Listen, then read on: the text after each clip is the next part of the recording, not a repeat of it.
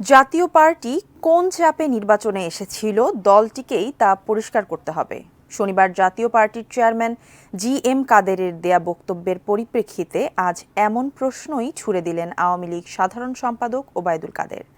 পাকিস্তানের প্রধানমন্ত্রী বাংলাদেশের উন্নয়ন দেখলেও কালো চশমা পরা বিএনপির নেতারা এ উন্নয়ন দেখতে পান না বলেও মন্তব্য করেন তিনি।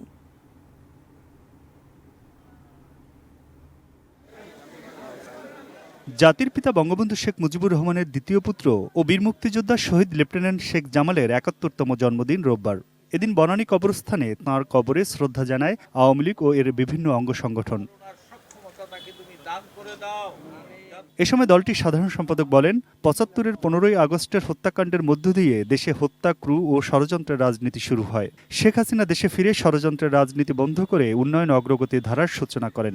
বিএনপি নেতারা এই উন্নয়ন দেখতে পান না বলেও মন্তব্য করেন তিনি। পাকিস্তানের সঙ্গে তো প্রীতি তাদের, বন্ধুত্ব তাদের, সেই পাকিস্তানও আজ বাংলাদেশের উন্নয়ন দেখতে পায়। একসময় বোঝা ভাবত, এখন লজ্জিত হচ্ছে পাকিস্তানের প্রধানমন্ত্রী।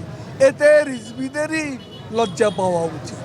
শনিবার জাতীয় পার্টির বর্ধিত সভায় দলটির চেয়ারম্যান জি.এম. কাদের অভিযোগ করেন, প্রত্যক্ষ পরোক্ষ চাপের কারণে দ্বাদশ জাতীয় সংসদ নির্বাচনে অংশ নিতে বাধ্য হয়েছিলেন তারা। এর জবাবে ওবায়দুল কাদের বলেন, দ্বাদশ জাতীয় সংসদ নির্বাচনে কোনো বিদেশি চাপ ছিল না। বাংলাদেশে ৪২% লোক ভোট দিয়েছে। ভোটের দিন খুন খারাপি কোনো কিছুই হয়নি, ফ্রি অ্যান্ড ফেয়ার ইলেকশন হয়েছে। এখানে কোনো বিদেশি শক্তির চাপ ছিল, আমরা কোনো চাপ অনুভব করিনি। তিনি কোন কারণে, কার চাপে ইলেকশনে এসেছেন সেটা তাকেই পরিষ্কার করে বলতে। Aminul Islam, ATN news, Dhaka.